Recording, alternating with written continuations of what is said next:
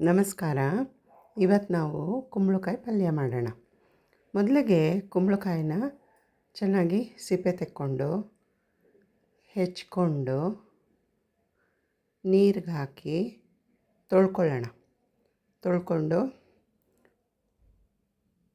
ಒಂದು ಬಾಣಲೆ ಒಲೆ ಮೇಲಿಟ್ಟು 3 ಚಮಚ ಎಣ್ಣೆ ಹಾಕಿ ಅರ್ಧ ಚಮಚ ಸಾಸಿವೆ ಹಾಕಿ, ಸಾಸಿವೆ ಸಿಡಿದ ಮೇಲೆ ಕಡಲೆಬೇಳೆ ಉದ್ದಿನಬೇಳೆ ಹಾಕಿ ಅದು ಫ್ರೈ ಆದಮೇಲೆ ಹೆಚ್ಚಿ ತೊಳೆದಿಟ್ಕೊಂಡಿರೋ ಕುಂಬಳಕಾಯಿ ಹೋಳುಗಳನ್ನ ಹಾಕಿ ಹಸಿರು ಮೆಣಸಿನ್ಕಾಯಿ ಹಾಕಿ ಒಗ್ಗರಣೆಗೆ, ಆಮೇಲೆ ಕುಂಬಳಕಾಯಿ ಹೋಳುಗಳನ್ನ ಹಾಕಿ ಚೆನ್ನಾಗಿ ಫ್ರೈ ಮಾಡ್ಕೊಳ್ಳೋಣ. ಸ್ವಲ್ಪ ಎಲ್ಲ ಚೆನ್ನಾಗಿ ಮಿಕ್ಸ್ ಆದಮೇಲೆ ಸ್ವಲ್ಪ ನೀರು ಹಾಕಿ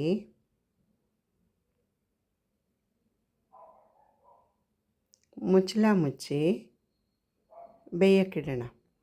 ಅದು ಬೇಗ ಬೆಂದೋಗುತ್ತೆ, 1-2-3 ನಿಮಿಷದಲ್ಲೆಲ್ಲ ಬೇಯುತ್ತೆ. ಆಮೇಲೆ ರುಚಿಗೆ ತಕ್ಕಷ್ಟು ಉಪ್ಪು ಹಾಕಿ ಚೆನ್ನಾಗಿ ಮಿಕ್ಸ್ ಮಾಡಿಕೊಂಡು ತೆಂಗಿನಕಾಯಿ ತುರಿ ಹಾಕ್ಕೊಂಡ್ರೆ ಸ್ವಲ್ಪ 1 ಸ್ಪೂನಷ್ಟು ಬೆಲ್ಲದ ಪುಡಿ, ತೆಂಗಿನಕಾಯಿ ತುರಿ ಹಾಕ್ಕೊಂಡು ಚೆನ್ನಾಗಿ ಮಿಕ್ಸ್ ಮಾಡಿಕೊಂಡ್ರೆ ಸ್ವಲ್ಪ ತೊಳೆದು ಹೆಚ್ಚಿಟ್ಕೊಂಡಿರೋ ಕೊತ್ತಂಬರಿ ಸೊಪ್ಪನ್ನು ಹಾಕ್ಕೊಂಡ್ರೆ ರುಚಿಕರವಾದ ಕುಂಬಳಕಾಯಿ ಪಲ್ಯ ರೆಡಿ ಆಗುತ್ತದೆ. Please do share, like and subscribe. ಧನ್ಯವಾದಗಳು.